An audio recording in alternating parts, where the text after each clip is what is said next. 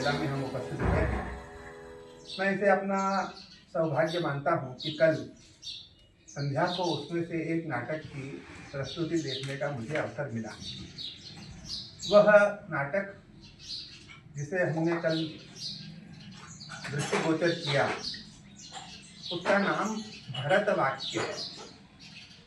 हम संस्कृत के विद्यार्थी इस बात को बहुत अच्छी तरह से जानते हैं कि भरतवाक्य नाटक का, विशेषकर संस्कृत नाटक का, भले ही अन्य भाषाओं के नाटकों में उसका अनुवाद किया जाता रहा हो, परंतु मूलतः संस्कृत के नाटकों का एक बहुत महत्वपूर्ण भाग होता है भरतवाक्य। नाटक की समाप्ति पर एक मंगलाशंसा की जाती है। नाटक की कथा वस्तु पूरी हो जाती है और फिर उसमें नाटक का कोई प्रिय पात्र, जो प्रमुख पात्र होता है, वो पूछता है कि चिंते भूयः प्रियम उपकरोमि। सामान्य वाक्य वहां पर आता है कि अब और तुम्हारा मैं क्या प्रिय करूं। वो प्रिय करना नाटक के पात्रों के माध्यम से नाटक के दर्शकों की प्रीति का विषय बनता है कि अब और आपका क्या प्रिय किया जाए। तब फिर वो पात्र कहता है कि इससे अधिक और क्या प्रिय हो सकता है, क्या आपने हमारा ये सब कल्याण कर दिया है। तो वो पात्र कहता है कि नहीं, तथापि इदम अस्तु, फिर भी ये और होना चाहिए। क्या होना चाहिए? वो भरतवाक्य होता है जिसमें प्रायः प्रजाओं के मंगल की कामना होती है, विघ्नों के विनाश की कामना होती है और सबको सुख मिले। यह जो हमारी विश्व को आनंद प्रदान करने की या विश्व को सुख प्रदान करने की जो कामना है, सर्वे भवन्तु सुखिनः की जो भावना है, उसका मूल उसमें स्वर होता है, वो भरतवाक्य होता है। उस भरतवाक्य से नाटक की समाप्ति हो जाती है, फिर उसके बाद में कुछ नहीं है। इसी दृष्टान्तः सर्वे, उसके बाद में फिर ये कई बातें सब लोगों को मन से छोड़ देना होता है। मेरे मन में बड़ी उत्सुकता थी कि ये भरतवाक्य शीर्षक से क्या नाटक होने वाला है, क्योंकि भरतवाक्य तो नाटक की समाप्ति है। समाप्ति से ये क्या आरंभ करने वाले हैं, ये मेरे मन में बड़ी उत्सुकता थी। और बहुत अच्छी तरह से उन्होंने क्या किया, जैसे हम आजकल के युग में फ्लैशबैक समझते हैं कि पीछे की ओर हम जाते हैं, तो ये जो इनका नाटक है वो एक प्रकार से एक फ्लैशबैक है। क्योंकि उसमें क्या है, जब भरत के नाट्य शास्त्र का हम अध्ययन करते हैं तो वहाँ प्रथम अध्याय में नाट्य की उत्पत्ति की चर्चा है और फिर नाट्य मंडप के विधान की चर्चा है आगे जाकर के दूसरे अध्याय में, और उसमें फिर सारी जो उसकी एक धार्मिक विधि या जो जिसको कहते हैं पूजन की विधि है उसकी चर्चा है। उसमें उस पूजन की विधि में जर्जर का बड़ा महत्व है। जर्जर जो है वो इंद्र का वज्र का प्रतीक है और मंच पर सबसे पहले आकर के कलाकार क्या करते हैं, जर्जर की स्थापना करते हैं। उससे ये विघ्नों के विनाश की कामना होती है कि हमारी इस नाटक की प्रस्तुति में कोई विघ्न जो है वो उत्पन्न ना हो। तो वो जर्जर आया, अंत में आया, तो एक प्रकार से वो पूरा नाटक जो है वो फ्लैशबैक में चला। इसको मैंने अपनी तरह से जो समझा। और फिर दूसरी उसमें जो सबसे अच्छी बात ये थी कि नाट्य शास्त्र या नाट्य वेद की निर्मिति का जो प्रयोजन है वह सीधे सीधे उन्होंने ये कहा था, देवों और दानवों ने ब्रह्मा के पास में जाकर के क्रीडनीय का इच्छामः, हमको एक क्रीडनीय चाहिए, हमको एक खिलौना चाहिए, हम साधारण शब्दों में अगर कहें, जिससे कि हमारा मनोविनोद हो सके। तब फिर दुखार्तानां क्षमार्तानां शोकार्तानां तपस्विनां विश्रांति जननम लोके नाट्यम एतद् भविष्यति। तब ब्रह्मा ने ये कहा कि मैं पांचवा वेद निर्मित करता हूँ जो कि दुख से पीड़ित, श्रम से पीड़ित, शोक से पीड़ित और जो तपस्वी, तपस्वी का मतलब तपस्या करने वाला नहीं है, तपस्वी का मतलब है बेचारा। संस्कृत में तपस्वी शब्द का प्रयोग बेचारा के अर्थ में आता है, जिसके पास और कोई चारा नहीं है, कोई उपाय नहीं है अपने मनोविनोद का या अपने दुख को दूर करने का, उसके लिए विश्रांति जननम लोके नाट्यमेतद् भविष्यति। उन्होंने कहा कि उनको विश्रांति पहुंचाने वाला ये नाट्य होगा। तो यहाँ नाट्य की मूल भावना आ जाती है और उसमें कोई भेदभाव नहीं है। वो दुखार्थ, श्रमार्थ, शोकार्थ, तपस्वी कोई भी हो सकता है। जैसा कि इन्होंने अपने नाटक के अंत में एक बात ला करके खड़ी कर दी कि वो राक्षस जो हैं, दानव, वो असंतुष्ट हैं, वो पीड़ित हैं कि भाई श्रम तो हमने भी किया, तो दुखार्थ, श्लोकार्थ, श्रमार्थ और तपस्वी तो हम भी हैं, तो फिर हमारे लिए क्यों विश्रांति नहीं है? विश्रांति तो ये दूसरों के लिए होगी। तो इन्होंने बड़ा अच्छा उसमें प्रश्न भी उठाया और एक समस्या को उठा करके उसके समाधान की ओर भी प्रयत्न करने का प्रयास किया। तो ये जो नाट्य की उत्पत्ति के पीछे जो प्रयोजन था और जिस प्रकार से नाट्य की उत्पत्ति हुई है, नाट्य शास्त्र की उत्पत्ति हुई है, उसको एक कथा के माध्यम से प्रस्तुत करने का बहुत अच्छा प्रयत्न था। क्योंकि शास्त्र सिद्धांत है और नाट्य प्रयोग है। तो सिद्धांत के जो अध्याय थे या सिद्धांत की जो स्थितियां थी, खास करके नाट्य वेद के निर्माण की और उसकी जो भूमिका थी, समुद्र मथन नाम का समवकार, समवकार जो है 10 रूपकों में एक बहुत प्रसिद्ध भेद होता है, उसको समवकार कहा जाता है। और खास करके फिर बाद में भरत के बाद 10 रूपककार ने भी उसको बहुत विस्तार से बताया कि वो समवकार क्या होता है। और समवकार की चर्चा यहाँ तो आई ही है, लेकिन बाद में वत्सराज नाम का एक लेखक हुआ है जिसने रूपक षट्कम लिखा है, उसने भी समुद्र मथन नाम का समवकार लिखा है, वो आपने देखा होगा। तो ये समवकार की चर्चा होती है, बड़ा कठिन जो है प्रयोग होता है। तो हमने कल की प्रस्तुति में ये देखा कि जो नाट्य का शास्त्रीय सिद्धांत है उसको किस प्रकार से आपने प्रयोग धर्मिता के आधार पर प्रस्तुत किया। और नाट्य का तो कुछ टिप्पणी भी कर सकते हैं, की भी गई होगी, इसमें कोई संदेह नहीं है, क्योंकि जब भी कुछ नया आता है तो उसको एकदम से कोई स्वीकार नहीं करता है। परंतु महाकवि कालिदास ने कहा कि पुराण मित्येव न साधु सर्वम न चापि काव्यम नवमित्यवद्यम संतः परीक्षान्य तरस भयन्ते मूढ़ा पर प्रत्ययेन बुद्धि। तो जो सज्जन लोग हैं, अर्थात जो रसिक लोग हैं या जो काव्य के या नाट्य के मर्मज्ञ लोग हैं, वो उसको परीक्षा करके स्वीकार करेंगे या अस्वीकार करेंगे। ये तो जो प्रयोग करने वाला व्यक्ति होता है। महाकवि कालिदास जैसा बड़ा व्यक्ति इस बात को लिख रहा है, लेकिन उसके बाद उन्होंने ये तो मालविकाग्नि मित्रम में कह दिया क्योंकि उनका पहला नाटक है, लेकिन जब शाकुंतलम तक वो पहुंचे तो फिर उन्होंने कह दिया आपरितोषाद् विदुषां न साधु मन्ये प्रयोग विज्ञानम बलवदपि शिक्षितानाम आत्मनि अप्रत्ययम चेतः। कि जो विद्वान लोग हैं वो जब संतुष्ट रहे होंगे तब तक हमारे प्रयोग विज्ञान को हम सफल नहीं मानते। क्योंकि जो लोग बहुत ज़्यादा शिक्षित होते हैं, बहुत ज़्यादा सीखे हुए होते हैं, वो अपने बारे में हमेशा संदिग्ध रहते हैं कि मेरी ये प्रस्तुति कहीं कुछ कम तो नहीं रह गई है। और इस बात के लिए आप यहाँ बैठे हुए जितने भी लोग हैं वो प्रमाण हैं। तो आपने एक नया प्रयोग किया, आपने पुरातन को नवीन के साथ में जोड़ा, उसमें नई उद्भावनाएं की।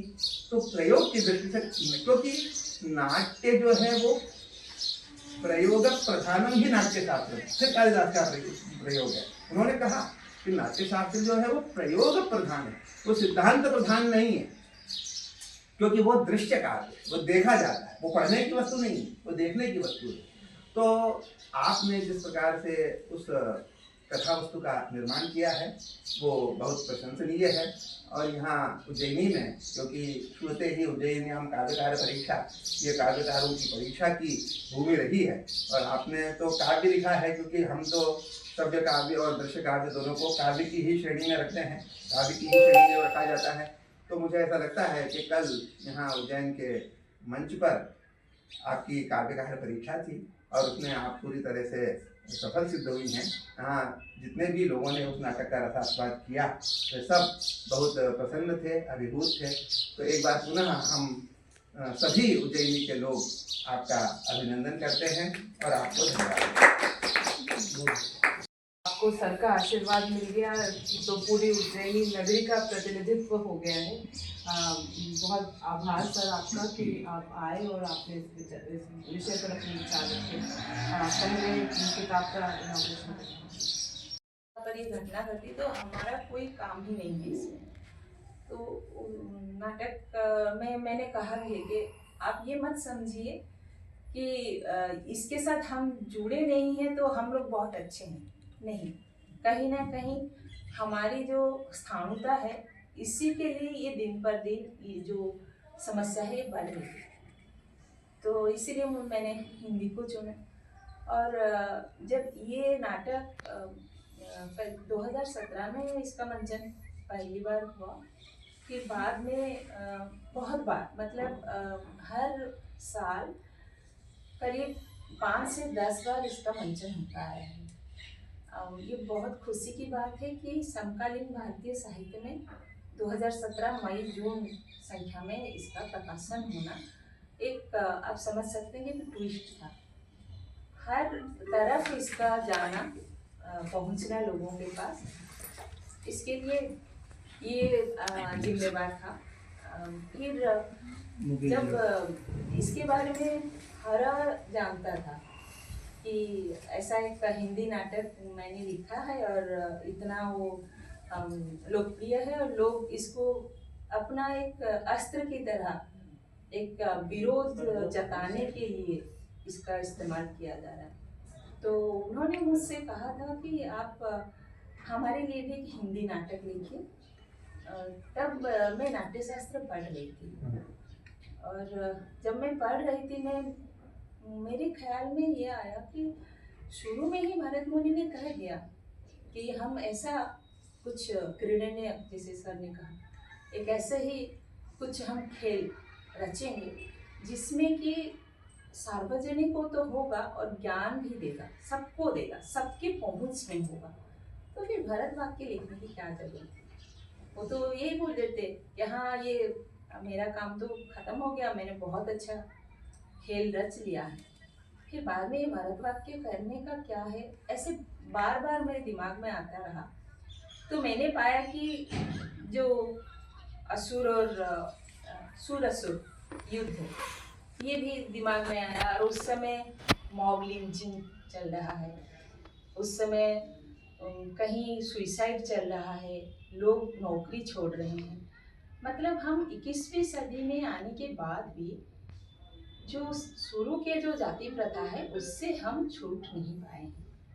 तो उस समय जब जाति प्रथा इतना ज़्यादा भयंकर रूप में होगा, तो सूर और असुर का युद्ध उस समय घटा होगा, तो वहाँ पे मुझे एक बीज मिलता है और मुझे लगता है कि वही बीज आज एकदम एक बहुत बड़ा एक वटवृक्ष बन चुका है।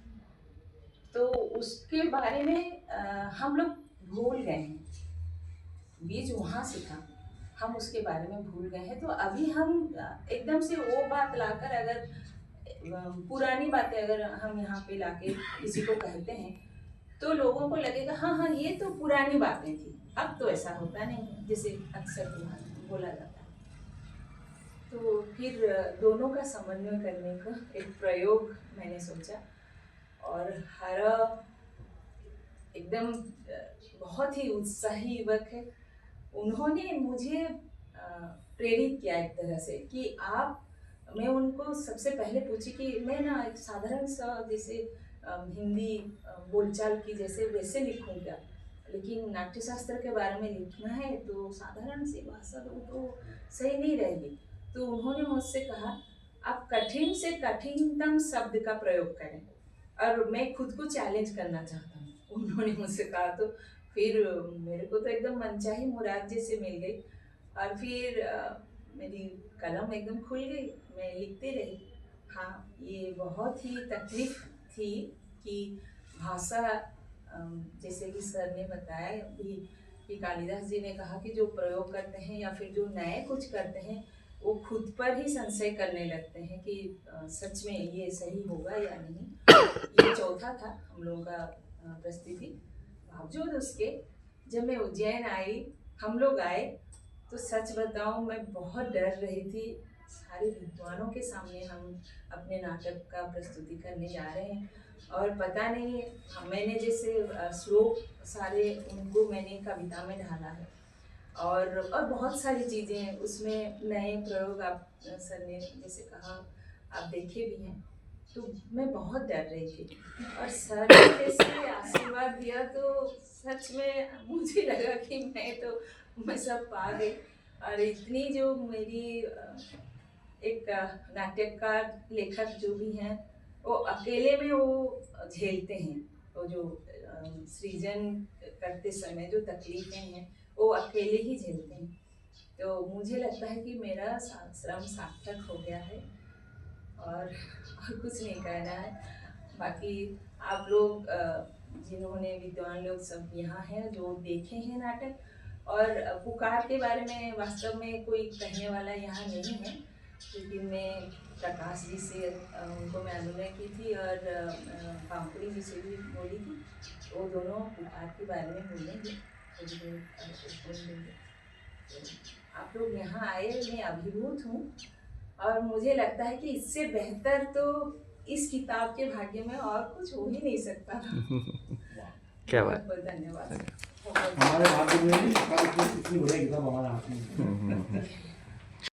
आपका जो प्रयास है वो बहुत सार्थक है और आपको इतने आदरणीय का आशीर्वाद मिला, ये भी आपके लिए बहुत सौभाग्य की बात है। हमारे लिए भी बहुत खुशी की बात है कि आपने अपनी इतनी बड़ी खुशी हम सबके साथ साझा की। आपने पुकार के बारे में बोलने के लिए बोला था। ये किताब आई दोपहर में, कहीं एंगेज थी, लेकिन फिर भी मैंने इसको पढ़ा है।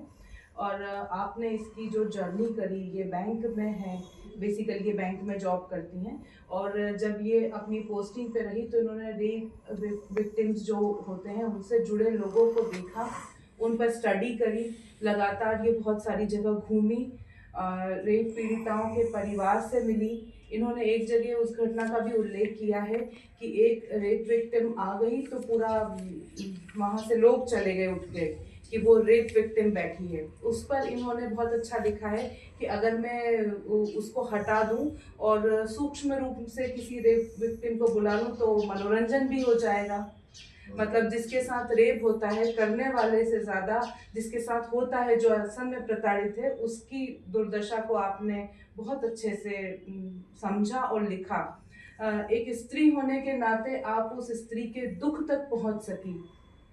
और भी बहुत सारी शर्मनाक घटनाएं हैं, जैसे कि एक बच्ची जिसको बंदूक के नोक पर जिसके साथ रेप हुआ, और उस पर जज का ये कमेंट था कि इसके ऊपर चूंकि और कोई असॉल्ट नहीं मिलता है, मारने पीटने का या और कोई नहीं है, तो इसकी सहमति थी। उस पे भी आपने बहुत अच्छा लिखा है कि अगर बंदूक की नोक पे किसी के साथ कुछ हो रहा है और 10-12 साल की बच्ची डर गई है और वो प्रतिकार नहीं कर रही है तो क्या वो जायज़ है। इस तरह की बहुत सारी चीज़ें हैं। सवर्णों को ये अधिकार बिल्कुल नहीं है कि वो किसी भी और जाति के व्यक्ति को इस तरीके से प्रताड़ित करें, क्योंकि इस तरह के घाव न दिखते हैं और न भर पाते हैं ताउम्र। क्योंकि भीड़ में जाने से हम आज भी बहुत डरते हैं, क्योंकि जो वहाँ किसी भी स्त्री की दुर्गति होती है वो एक स्त्री होने के नाते झेलना, उसको बर्दाश्त करना बहुत कठिन होता है। तो उन सब संवेदनाओं तक आप पहुँची, और जैसे कि आपने शाहबानों का या और भी लोगों का लिखा है, ये भी लिखा है वो जो मैं जब इस तरह के कोई अखबार में आते हैं रेप के, तो मैं सिर्फ हेडलाइन पढ़ती हूँ, कभी भी उसकी डिटेल में नहीं जाती हूँ, क्योंकि फिर मैं 2-3 दिन तक उससे उबर नहीं पाती हूँ। तो सिर्फ हेडलाइन पढ़ती हूँ। पर चूंकि ये नाटक मुझे पढ़ना था तो उनके डिटेल में जाना पड़ा। तो ये बहुत रोंगटे खड़े कर देने वाला नाटक है। और इसकी एक पीड़ा ये भी है कि इस पीड़ा को बताने वाली भी एक स्त्री ही है। मैंने एक कविता बहुत पहले लिखी थी कि क्या तुम वाकई में पुरुष हो। हम पुरुष पर बहुत भरोसा करते हैं क्योंकि हमारी ग्रूमिंग ऐसी हुई है। हम एक पैट्रियार्की में पले बड़े लोग हैं कि जब हम बहुत छोटे रहते हैं तो अपने पिता पर भरोसा करते हैं। जब हम थोड़े बड़े होते हैं और हमारा भाई अगर हमसे छोटा भी है तो ये भरोसा होता है कि वो हमारी रक्षा करेगा। या कहीं रात में देर से जाना है तो भले ही छोटा भाई है पर कह दिया जाता है घर से कि इसको लेकर चले जाओ। या हम कहीं बाहर हैं, हमारा कोई मित्र है तो हमारे घर वाले पूछते हैं अच्छा वो तुम्हारे साथ है, ठीक है आ जाना उसके साथ। फिर जब शादी होती है तो पति पर भरोसा करते हैं। जब थोड़ी उम्र हो जाती है, हमारे बाल पक जाते हैं, हमारा बेटा जवान हो जाता है या वो यंग भी होता है तो भी हमें उस पर भरोसा रहता है ये अब हमें प्रोटेक्ट करेगा। असल में हमारी ग्रूमिंग ऐसी हुई है, हम पैट्रियार्की में पुरुषों पर बहुत भरोसा करते हैं और वो पुरुष है जिसके साथ आपको ऐसा लगे कि हाँ मैं सेफ हूँ, वो असल में पुरुष है और वो किसी भी उम्र का हो सकता है। तो इस अवधारणा को लेकर हम बड़े हुए होते हैं, तो हमारे मन में पुरुषों के प्रति बहुत सम्मान होता है, इसीलिए उसकी थाली अलग निकलती है, उसको पहले खिलाया जाता है, उसकी पढ़ाई पर ज्यादा ध्यान दिया जाता है। आज भी होता है समाजों में, इसी समाज में हो रहा है।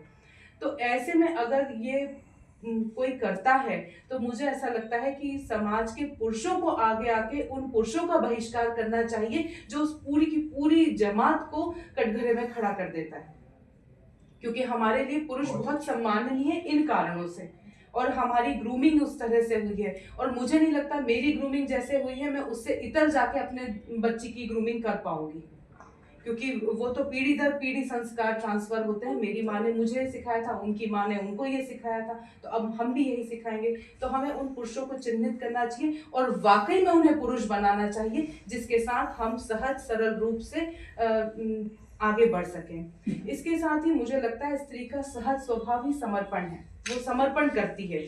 आप उससे प्रेम करिए, प्रेम भरी बातें करिए, थोड़ा सा उसको पैम्परिंग करिए, तो वो अपने आप समर्पित हो जाएगी।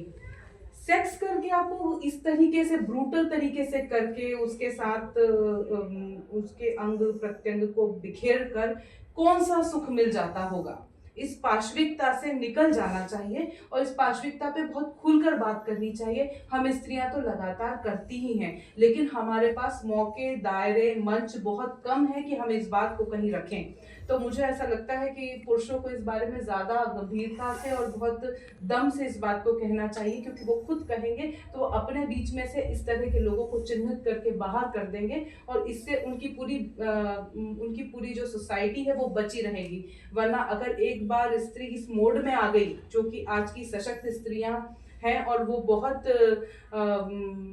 रिबेलियस स्टेप लेने में बहुत सक्षम है, तो वो उनके साथ बहुत बुरा करेंगी। जैसे कि ज्यादातर जो डावरी के केस होते हैं आज के समय में 21वीं सदी में, वो फेक होते हैं। पर हमारे पीछे जैसे कि अभी तक हम एक जाति विशेष को आरक्षण दे रहे हैं, स्त्रियों को आरक्षण दे रहे हैं, तो फिर वो एक लंबी बहस शुरू हो जाएगी कि हम सब स्त्रियां जाकर और किसी के भी प्रति कुछ भी जाके बोल देते हैं थाने में और उस पर केस हो जाता है। अब उसका गलत इस्तेमाल भी हो रहा है, पर आपने भी तो अपनी सुविधाओं का, अपनी स्वतंत्रता का, अपने मनमौजीपन का बहुत ज्यादा गलत इस्तेमाल किया है। तो बेहतर है कि पुरुषों को इससे सबक लेना चाहिए। आपकी पुकार को पढ़कर मुझे तो ऐसा ही लगा।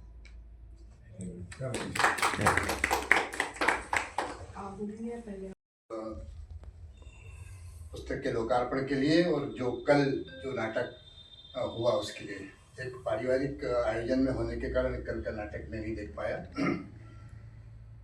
लेकिन जहाँ तक मैंने नाटकों के बारे में सुना है, पढ़ा है, वो ये है कि कला का जो रूप होता है, सबसे सुंदर रूप वो कविता होती है। लेकिन सभी कलाओं का जो सुंदर रूप होता है वो नाटक होता है। क्या बात। नाटकों में सभी प्रकार की विधाओं का समावेश है जी। वो चाहे चित्रकला हो, चाहे नृत्य कला हो, चाहे भाषण कला हो, सभी प्रकार की चीज़ें उसके अंदर समाहित है। और इस दृष्टि से जैसा कि आदरणीय शर्मा साहब ने बोला कि कल का नाटक जो भरतवाक्य जो है, वो भरतवाक्य समापन का वाक्य होकर के भी प्रथम वाक्य बना, इसलिए जैना जी को इस नए प्रयोग के लिए बहुत बहुत बधाई। मैं आदरणीय सतीश दवे सर से निवेदन करती हूँ, वो दो शब्द कहें। नहीं सर, मेरा तो क्या है। इस नाटक के बारे में मेरे को दो लोगों ने पूर्व सूचना दी थी। तो आरंगम की चयन प्रक्रिया के वक्त मुझे मालूम पड़ा था। दूसरा, भोपाल में निरंजन पांडा जी हैं, उन्होंने शायद आपका नाटक देखा था। उन्होंने कहा था भरत मुनि पर एक बहुत अच्छा नाटक हुआ है। उसके बाद में चयन प्रक्रिया, पर फिर भी मुझे इतना अंदाज नहीं था कि इतना अच्छा होगा। कहता है ना कि पता नहीं है, पर ने देखा नहीं है तो कैसे होगा। एक तरह से वशीकरण मंत्र जो होता है वैसा नाटक, दोनों चीज़ें अभी सर ने बताया कि आज का भी जोड़ लिया और पिछला भी था। वो ठीक है प्रयोग के हिसाब से, लेकिन जो चीज़ें ज़रूरी भी है कि वो आज से तो जुड़े तो सही, वरना क्यों कर रहे हैं? हमको क्या लेना देना कि भरत ने क्या करा था आज और आज क्या हो रहा है। जो महत्वपूर्ण बात मुझे ये लगी कि एक प्रश्न जो खड़ा किया कि नहीं 2500 साल नहीं 5000 साल। मैं अक्सर बात भी करता हूँ सर से कि क्यों हम कहते हैं कि 2500 साल पहले का ही। सिर्फ इसलिए कहना ज़रूरी है कि हमको मालूम पड़े कि ग्रीक माइथोलॉजी के जो हैं वही हमारे आका हैं और उन्होंने ही सब दुनिया को दिया है। हमारा भरत तो बेचारा ऐसा ही था, उसको क्या मालूम था। परंतु जो प्रश्न भी बहुत सारे प्रश्न, और सबसे अच्छी बात यह कि 37वां अध्याय भी जोड़ दिया उसमें, सारे शिष्यों के नाम भी जोड़ दिए। और जो दृश्य शब्द शक्ति को जिस तरह से दृश्य शक्ति में बदला है वो अद्भुत है। और भरत का जो कि न तज्ज्ञानम न तशिल्पम न साध्या, वो पूरी की पूरी सारी चीजें उसमें जुड़ रही थी। सब बोले ना कि सब चीजें जुड़ सकती है, सारा शिल्प दिखा उसमें, ज्ञान तो था ही। और सबसे अच्छी बात जो थी कि कहीं ऐसा नहीं लगा कि इससे कहीं भटक रहे, क्योंकि शास्त्र को प्रस्तुत करना बहुत सामान्य रूप से नहीं हो सकता। उन सारी चीज़ों को जोड़ के जब कारण बता रहे हैं तो इधर कहीं न कहीं अंगार की भी हो रही है चीज। जब ताल वाद्य की चर्चा हो रही है तो बाकी के भी वाद्यों की चर्चा। ये सिंपल ऐसे हैं, यदि पढ़ने में आप आए तो आप कहेंगे तो है उसमें लिखा है नाट्यशास्त्र में, हमको क्या करना है इसमें। पर जिस ढंग से प्रस्तुति हुई तो दोनों निर्देशक भी इसके लिए प्रशंसा के पात्र हैं और लेखक को मैं इसलिए ज़्यादा प्रशंसा के बाद कि उन्होंने आधार भूमि रखी जिस पर एक वट वृक्ष खड़ा हो सके। हालांकि शायद कुछ नई परंपरा है जिसमें लेखक का नाम नहीं देने की शायद शुरुआत हो। उन्होंने कहा जो दिखा रहा है वो इम्पोर्टेंट, जो दिखेगा बिकेगा, शायद बाजार के कारण हो गया है। पर लेखक भी महत्वपूर्ण है, मेरा ऐसा मानना है। इसलिए नहीं कि मैं भी लिखता हूँ, पर इसलिए कि कहीं न कहीं सृजन का स्रोत तो वहीं से शुरू होता है। और इसलिए फिर से बहुत सारी बधाई। अब देखने के बाद पढ़ने का आनंद लेंगे, ये मुझे